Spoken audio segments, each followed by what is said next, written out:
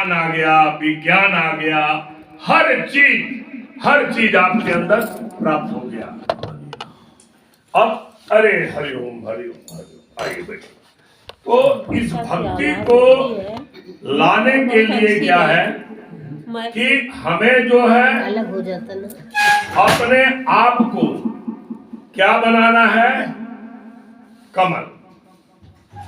कमल का मतलब क्या होता है कि हमारे अंदर छल, कपट, द्वेष, अहंकार, लोभ, मोह, काम, ये सब चीजों को जब तक हम नहीं हटाएंगे, इन सब चीजों को जब तक हम अपने से अलग नहीं करेंगे, तब तक क्या है हमारे अंदर जो है ये चीजें लिपटी रहेंगी।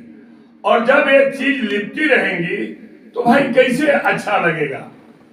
अगर पानी है, पानी कितना भी स्वच्छ हो, अगर उसके ऊपर काई पड़ी है तो कैसे पता चलेगा कि पानी स्वच्छ है कि गंदा है? तो इन सब चीजों को हटाने के लिए ये राम नाम है। राम नाम का अवलंबन लेने से क्या होगा? ये सब जो चीजें हैं वो हमसे दूर हो जाएंगी। और जब ये चीजें दूर हो जाएंगी तो हम कमल के माफिक स्वच्छ हो जाएंगे। कमल का क्या पहचान है? चाहे उसको पानी में डालो, चाहे कीचड़ में डालो, उसमें कुछ लगने वाला नहीं है। तो इन सब चीजों को ध्यान में रखते हुए अपने बुद्धि को, और बुद्धि कैसे हमारी स्वच्छ होगी? बुद्धि को स्वच्छ होने के लिए क्या है? सीताराम। ये चीज जो है, देखिए, हम जब, क्योंकि सीता और राम दोनों अलग अलग नहीं है, दोनों एक ही हैं। आप कभी भी देखते होंगे तो लक्ष्मी जी जहां अलग रहती हैं, जैसे लक्ष्मी जी का वाहन है उल्लू, उल्लू लक्ष्मी जी का वाहन है। जब लक्ष्मी जी अकेले आएंगी, आपने बहुत पूजा किया, बहुत पाठ किया, बहुत उपवास किया, तप किया, तो जब लक्ष्मी जी अकेली आएंगी तो क्या होता है कि आएंगी तो जरूर, क्योंकि भाई आपने तप किया है, लेकिन आपको दोबारा उल्लू बनाकर चली जाएंगी। और जब लक्ष्मी जी भगवान विष्णु के साथ आएंगी तो विष्णु का वाहन क्या है? गरुड़। तो जब गरुड़ के साथ आएंगी और भगवान के साथ आएंगी तो आपको ज्ञान मिलेगा, भक्ति मिलेगी। क्यों? कि माता लक्ष्मी जो है भगवान विष्णु के जो है चरणों के पास ही बैठी रहती हैं। क्यों बैठी रहती है? क्योंकि भगवान के चरणों में ही भक्ति का निवास है। इसीलिए भगवान के चरणों में ही भक्ति का निवास है, और इसीलिए माता लक्ष्मी जो है भगवान के चरणों के पास ही बैठी रहती है, उनके चरणों को पकड़ करके, क्योंकि उनको भक्ति करनी है और साक्षात वही भक्ति है। तो भाई भगवान के चरणों में ही भक्ति का निवास होता है। हम लाख कोशिश कर लें, लाख तप कर लें, क्या होगा? तप किए और तप करने के बाद हमें फल मिला। राक्षसों को क्या होता था? तप करते थे, वरदान मिलता था, वरदान मिलता था, अहंकार हो जाता था। धन मिला, बल मिला, शक्ति मिली, अहंकार हो गया। और जब अहंकार इंसान के अंदर होता है तो उसके ऊपर कभी जो फल लगता है अहंकार के पेड़ पर, वो विनाश वाला लगता है। उससे फायदा नहीं होगा, उससे नुकसान ही होगा। तो जब उनको अहंकार होता था तो विनाश हो जाता था। तो इसीलिए जब भी आप कीजिए, अपने मन को ईश्वर के चरणों में लगाइए, क्योंकि वही भक्ति का निवास है। बोलते हैं ना कि भगवान के चरणों में प्रेम कीजिए। हम इंसान के भी पांव लागे, चरण स्पर्श क्यों कहते हैं? क्योंकि वहां जो है भक्ति का निवास है, और जहां भक्ति का निवास है वहां इंसान अपने आप ही झुक जाता है। बड़े बड़े संत महात्मा के पास क्या है? भक्ति का निवास है। और जब भक्ति का निवास है तो शक्ति, ज्ञान, वैराग्य, संतोष सब कुछ उसी में निहित है। एक बार क्या हुआ, एक पंडित जी थे, उन्होंने बहुत गरीब थे। वैसे तो हर कहानी में पंडितों को गरीब ही बताया गया है, हाँ, अब लेकिन नहीं है, पहले थे। एक जरूर है कि भगवान की पूजा पाठ भक्ति सब करते थे। तो घरवाली कही कि आप इतना पूजा पाठ करते हैं और हमारी लड़की सयान हो गई है, उसका शादी विवाह कैसे होगा, है? कोई जरिया नहीं है, कोई आमदनी नहीं है, जाते हैं भीख मांग कर लाते हैं और उस भीख मांगने से कितना होगा, घर का खर्चा ही चल रहा है बहुत मुश्किल से। तो पंडित जी बोले कि ठीक है भाई, अब धन के लिए तो लक्ष्मी की आराधना करनी पड़ेगी, बिना लक्ष्मी की आराधना किए धन प्राप्ति होगा नहीं। उन्होंने क्या किया कि जाकर के तपस्या करने लगे। अब तपस्या इतने उन्होंने घनघोर किया कि कई बरस लग गया। इधर लड़की सयान, गांव वालों ने बोला कि पता ना पंडित जी कहाँ चले गए, और जो है लड़की सयान हो गई है। तो भाई उस जमाने में जो है दूसरे की इज्जत को भी लोग अपनी इज्जत समझते थे, गांव नगर की इज्जत, गांव नगर की बेटी बहू को भी लोग इज्जत और सम्मान देते थे। आज का युग नहीं था, वो पहले का समय था। लोगों ने चंदा इकट्ठा करके और जो है उस लड़की का ब्याह कर दिया। लड़की का ब्याह हो गया, लड़की अपने घर चली गई आनंद पूर्वक। पंडित जी समझ रहे हैं? अच्छा, कोई दिक्कत तो नहीं है भाई, किसी को कोई शंका हो तो पूछ लेना, मेरे से जितना हो सकेगा मैं उसको निवारण करने की कोशिश करूंगा। कोई मैं महात्मा और ज्ञानी तो हूं नहीं, ये आप लोगों की कृपा है और प्रभु की कृपा है कि आप लोगों के समक्ष बैठा हूं, ये उन्हीं की दया दृष्टि है। तो जा करके पंडित जी घनघोर तपस्या करने लगे। 2 साल 10 साल बीता, माता लक्ष्मी प्रसन्न हुई, दर्शन दी। पंडित जी संतोषी थे, बोले कि माता आपने दर्शन दे दिया, आपका बहुत बहुत धन्यवाद। बोले कि बोलो विप्र क्या चाहते हो? बोले कि माता हमें धन चाहिए, और इतना ही धन चाहिए कि मैं अपनी बिटिया की शादी जो है कुशल पूर्वक शांति से कर सकूं। तो माता बोली कि विप्र तुम्हारी बिटिया की शादी तो हो गई। बोली हो गई, मैं तो आपके तप में लगा हुआ था। बोली कि शादी हो गई, बिटिया आपकी घर चली गई, अपने ससुराल चली गई। बोले कि तो माता मुझे फिर धन की क्या जरूरत है, अब मुझे धन नहीं चाहिए, बस आप कृपा रखे रहिए। बोले कि नहीं, जब आपने मेरा तप किया है तो भाई धन देना तो मेरा फर्ज है, क्योंकि आपने इतने दिन तक मेरी तपस्या की, उपवास रखा, व्रत रखा मेरे को पाने के लिए। तो भाई जब मैं प्रकट हुई हूं तो आपको कुछ ना कुछ तो मुझे देना है। बोले कि नहीं माता, मुझे कुछ भी नहीं चाहिए, बस अब मेरे पर कृपा बनाए रखिए, अब मुझे धन की जरूरत नहीं है। बिटिया चली गई, अब क्या करूंगा, अब तो मैं भिक्षा मांग करके ब्राह्मण हूं, कथा बता करता ही हूं, भिक्षा मांग करके अपना रोटी रोजी चला लूंगा। माता बोली कि देखो, जो भी भक्त हमारी आराधना करता है, पूजा करता है, तो उसको हम कुछ ना कुछ तो देते ही हैं। अगर नहीं दोगे तो ये फिर हमें संतोष नहीं मिलेगा। तो तुम्हें 1 साल के लिए मैं राजा बना रही हूं, कुछ भी नहीं लोगे तो 1 साल के लिए मैं आपको जो है राजा बना रही हूं, आप 1 साल के लिए राजा बन जाओगे। तो बोलोगे पंडित, अब दे करके माता लक्ष्मी जो है अंदर ध्यान हो गई, चली गई। गिर गया। अब पंडित जी चले, बोले कि चलो धन तो लिया नहीं, धन की हमें जरूरत भी नहीं है, और माता जो है बोल कर गई है कि 1 साल के लिए तुम राजा बनोगे, तो मुझे राजा बनना ही नहीं है, मैं अपने को कहीं ना कहीं खत्म कर लूंगा और फिर अगला जन्म लूंगा। अब मुझे ये सब नहीं चाहिए, क्योंकि माता का आशीर्वाद जो उन्होंने वरदान दिया है वो झूठा तो होगा नहीं। अब पंडित जी जो है इसी उलझन में चल रहे थे कि कैसे मेरा मौत होगा। भाई अगर मैं जाकर आत्महत्या करता हूं तो वो तो भाई पाप लगेगा, वो तो मैं राक्षस बनूंगा, भूत प्रेत बनूंगा।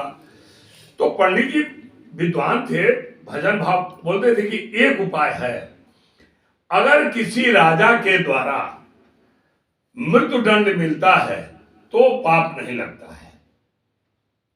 तो राजा के द्वारा मृत्यु दंड तभी मिलेगा जब कोई आप गलती करोगे, राजा ऐसे तो मृत्यु दंड देगा नहीं। अब पंडित जी सोचने लगे कि कैसे करूं। फिर उनके दिमाग में एक विचार आया। ये मैं इसलिए बता रहा हूं कि जो विधि का विधान है वो आप चाहे लाख कोशिश करो, जो लिख चुका है वो टलेगा नहीं, उसको होना है। हम भक्ति भाव जो कुछ भी ईश्वर से लेते हैं, जो कुछ हमने प्रारब्ध में किया हुआ है, उसका भोग हमको भोगना है। इसीलिए शांति से ईश्वर की आराधना करते हुए उसको भोगिए, आनंद ही आनंद है। अब पंडित जी ने क्या किया, सोचे कि चलिए अब राजा के पास जाऊंगा राज्य में, और जा करके राजा को मैं ऐसा काम करूंगा कि राजा को मजबूर होकर के मुझे मृत्यु दंड देना पड़ेगा। पंडित जी निकले, आगे गए राज्य में, तो पता चला कि ये राजा है, यहाँ बैठते हैं। तो उन्होंने जा करके दरबान से बोला कि भाई मुझे राजा साहब से मिलना है। तो उस जमाने में क्या था कि पंडित को हर राजा जो है, चाहे जो भी है, सब इज्जत करते थे, कि पंडितों को विद्वान की उपमा दी गई थी। इसलिए दी गई थी कि पंडित जो है अपने नियम से पूजा पाठ जप तप संध्या वदन सब करते थे, गायत्री मंत्र का जो है पाठ करते थे। इसीलिए हर राज्य में पंडितों को जो है सम्मान मिलता था। पंडित जी ने बोला तो राजा ने आदेश दिया कि बुलाओ पंडित जी को। पंडित जी गए, राजा अपना सिंहासन पर बैठा हुआ था। तो पंडित जी सोचे कि अब यहां करूं मैं क्या। पंडित जी ने सोचा कि जूता निकाल करके और राजा को मारता हूं, तो जब जूता मारूंगा राजा को तो राजा क्रोधित होगा, और क्रोधित होगा तो मुझे मृत्यु दंड दे ही देगा। और जब मृत्यु दंड राजा के हाथ से मेरा होगा तो मुझे कोई पाप नहीं लगेगा, क्योंकि मैं गलती किया हूं और राजा मुझे मृत्यु दंड दे रहा है। पंडित जी ने क्या किया, गए जाकर के अपना राजा को एक ये राजा भी पंडित जी को प्रणाम किया, आशीर्वाद दिया, बोलिए कि आइए पंडित जी बैठिए, कैसे आना हुआ क्या है। राजा ने, पंडित जी ने उठाया जूता और उठा करके राजा के सर पर मारा। तो पहले क्या था कि राजा महाराजाओं के सिंहासन के ऊपर छतरी लगी हुई थी, लगती थी। तो जैसे ही मारा, राजा ने तो ऐसे साइड हो गया, लेकिन वो जूता जाकर के छतरी में लगा, और छतरी में एक नागिन बैठी हुई थी, और वो नागिन जूता लगने से घायल होकर के गिर गई और छटपटा करके वहीं मर गई। अब जब पंडित जी ने जूता मारा तो सब लोग आश्चर्य हो गए, अरे ये ब्राह्मण पागल तो हो गया क्या। राजा ने तुरंत बुलाया, अपने जो कुल गुरु थे उनको बुलाया, बोला कि महाराज अब भगदड़ मच गया, लेकिन जाकर देखते हैं तो वहां नागिन जो है छतरी के नीचे गिर करके छटपटा करके मर गई है। राजा बोले कि ये तो पंडित बड़ा ये है भाई, उदंड है, ब्राह्मण और उदंड। मेरे को जूता चलाकर मारा, सर पर लगता तो मैं हो जाता, इसको तो मृत्यु दंड देना चाहिए। वही बात आ गई। तब तक कुलगुरु आए, उनके जो पंडित थे, बोले कि महाराज आप पंडित को मृत्यु दंड दे दीजिए, लेकिन आज पंडित के वजह से आपकी जान बची है, नहीं तो वो नागिन आपको आकर के काटती और आप मृत्यु को प्राप्त हो जाते। तो वो तो आपका प्राण बचाया है ब्राह्मण ने। आप सोचिए, अगर आप मर जाते तो क्या होता, अकाल मृत्यु होती, सांप काटने से और ये होने से अकाल मृत्यु होती है, तो आप तो वो राक्षस जोनी में जाते। राजा ने विचार किया, बोला ठीक है, ऐसा करो, अगर ये ब्राह्मण ने मेरा प्राण बचाया है तो इसको 1 साल के लिए राजा बना दो, जो लक्ष्मी जी ने वरदान दिया था। पंडित जी बोले कि महाराज मैं राजा बनकर क्या करूंगा, वो तो आए थे कि मार दूंगा और मेरी मृत्यु हो जाएगी, मैं तर जाऊंगा, और उनको बोल रहे हैं राजा बनाने के लिए। पंडित जी माता लक्ष्मी को याद करने लगे, बोले कि माता ने बोला था, अब हुआ वही। अब राजा के बाद को पंडित जी काटेंगे कैसे, विधि का विधान जो लिखा है वही होगा। खैर हुआ वही। पंडित जी ने राजा जो है बोले कि आप सिंहासन पर बैठिए। पंडित बोले कि महाराज मुझे राजपाट चलाने आता नहीं है, मैं बैठकर क्या करूंगा। तो बोले कि ठीक है, आप रहिए सिंहासन पर और मैं राजपाट चलाऊंगा। जैसे आजकल होता है ना, मुख्यमंत्री या उप मुख्यमंत्री 2 होते हैं, उसी तरह से राजा उपराज बन गए और वो जो है गद्दी पर बैठ गए। होता रहा, चलता रहा। पंडित जी राजा जो भी करते थे पंडित जी से पूछ कर करते थे। माने पंडित जी का आओ भगत और मान सम्मान एकदम बढ़ने लगा। तो समय बीतता गया, चलता गया सब। एक दिन क्या हुआ कि राजा गए शिकार खेलने पंडित जी को लेकर के जंगल में। साथ में प्रजा सेना भी, माने जो रक्षक थे अंगरक्षक वो भी साथ में थे। गए तो जंगल में उन्होंने एक जगह पड़ाव डाल दिया। तो राजा का और पंडित जी दोनों साथ ही साथ रहते थे। इधर राजा की चारपाई लगी है, इधर पंडित जी की चारपाई लगी है।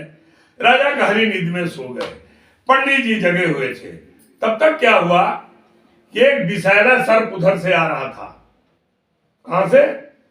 जंगल में से निकल करके आ रहा था और वो राजा के चारपाई के तरफ जा रहा था। पंडित जी की नींद खुली। पंडित जी सोचे कि भाई ये तो सर्प जा रहा है राजा के तरफ और ऊपर चढ़ेगा चारपाई पर और राजा को काट देगा, राजा की मौत हो जाएगी। और राजा मुझे इतना जो है सम्मान दे रहे हैं, इतना मुझे कर रहे हैं, तो ये तो बड़ा अनर्थ हो जाएगा। पंडित जी ने तलवार निकाला कि सर्प को यही मार दूं, और जैसे ही तलवार निकाला तब तक सर्प क्या किया, वहां से निकल गया, साइड हो गया। और तब तक राजा की नींद खुल गई। राजा देखता है कि अरे ये पंडित मेरे को तलवार निकाला है मारने के लिए कि मैं अकेले सोया हूं। संतरी मंत्री तो अलग है, भाई शिविर में थे। राजा को बड़ा गुस्सा है, बोला बताओ इस पंडित का मैं इतना ध्यान रखता हूं और ये मेरे को ही मारने के लिए तलवार निकल गया। बोला पंडित क्या कर रहे हो? पंडित जी बोले कि महाराज आपको काटने के लिए सर्प जो है आपके चारपाई पर पलंग पर चढ़ रहा था, मैंने तलवार निकाला उसको मारने के लिए। तो बोला कि सर्प कहाँ है? भाई सर्प था तब तो भाग गया, सर्प तो निकल गया था। बोला कि नहीं, तुम मृत्यु दंड के अधिकारी हो। उसके बाद सब राजा आवाज दिए, सब मंत्री संतरी सब पहरेदार आ गए। बोले कि तो साथ में कुलगुरु भी गए हुए थे राजा के, जो पंडित थे। उन्होंने बोला कि देखिए महाराज अब मृत्युदंड दे दीजिए, लेकिन एक बार पंडित जी ने आपका जान बचाया था, प्राण की रक्षा की थी, तो एक बार तो आपका फर्ज बनता है कि उनको प्राण दान दें। बोले चलो ठीक है, लेकिन कल से जो है तुम इस राज्य में दिखाई नहीं देना, क्योंकि वो जो 1 साल का जो पुण्य था वो आशीर्वाद जो है उनको खत्म हो गया। उन्होंने बोल दिया, चले गए। तो कहने का मतलब यह है कि हम लाख सोच लें, हम लाख कोशिश करें, ये हो जाए वो हो जाए, लेकिन नहीं होगा वही। रामायण में लिखे है ना कि होई है वही जो राम रचि राखा, आको करि तरक बढ़ावहि शाखा। तो वही होगा जो भगवान ने रच दिया है, जो विधि ब्रह्मा जी ने लिख दिया है। अब एक और चौपाई आती है रामायण में कि कर्म प्रधान विश्व करि राखा, अजो जस करहि सो तस फल चाखा। ये भी है कि कर्म प्रधान विश्व करि राखा। ये विश्व का जो रचना करने वाले हैं जो प्रभु, वो कर्म को प्रधान माने हैं। अब देखिए इन दोनों में अंतर क्या है। हमें जो कुछ भी मिल रहा है, सुख मिले या दुख मिले, जस मिले या अपजस मिले, ये सब क्या है, हमारे पूर्व जन्म का किया हुआ कर्म है। इसीलिए बोलते हैं कि कर्म प्रधान विश्व करि राखा, जो जस करहि सो तस फल चाखा। तो हमने जो पहले किया हुआ है उसका भोग तो हमें भोगना ही पड़ेगा, उससे हम वंचित नहीं जा सकते। और वो जब भोग भोगेंगे तभी कहा है कि होई है वही जो राम रचि राखा। तो ये दोनों चौपाई को लोग बोलते हैं कि कर्म प्रधान विश्व करि राखा, होई है वही जो राम रचि राखा। अरे भाई, इसका मतलब समझो कि हमने जो पहले का किया हुआ है कर्म, वो हमारा प्रधान है। उसी के अनुसार जो है हमारा जन्म और मृत्यु की रचना होती है। हम चाहे अकाल मृत्यु में आकर के मर जाए, चाहे जन्म लेकर के पूरी जीवन बिता करके मरे, उसी में हमको कर्म का ही फल भोगना है। चाहे वो भगवान लिख करके भेजे, चाहे ब्रह्मा जी लिख करके भेजे, चाहे कोई भेजे।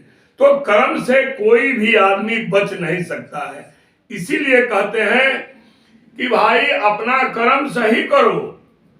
कर्म सही करने के लिए कोई जप तप और उपवास और ये सब कुछ नहीं है।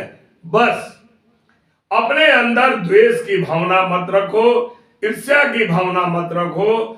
अगर आपके शरण में कोई आ जाता है तो आप जिस लायक हो, जितना हो उतना ही कर दो। अरे कुछ भी नहीं है, पहाड़ी तो भगवान ने दिया है ना, बिना हड्डी और बिना इसका, बिना नस का। तो भाई इसको ही तो मीठे बोल दो, लेकिन कुछ तो उसको निराश मत करो, उसको दुखी मत करो। वाणी से, कर्म से, धन से, तो ये सब चीजें क्या है आपके लिए और उसके लिए। तो अपने से किसी को कष्ट मत दो। और दूसरा क्या है कि 3 चीज है इंसान के पास, तन, मन और धन। तन क्या है? ये शरीर है जिससे हम अच्छे कर्म करते हैं, बुरे भी कर्म करते हैं, पाप भी करते हैं, पुण्य भी करते हैं। तो तन तो जो है संसार को विचरण कर दो, समाज को दे दो। समाज का मतलब किसी ने मेरे से बोला, चौहान साहब बोले तिवारी साहब थोड़ा चलिए ना, मेरा वो काम है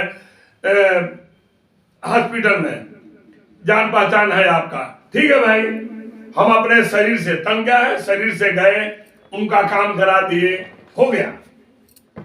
तन, धन, धन क्या है? कोई आ गया, भाई मुझे आपके पास पैसा है जो दे दिए।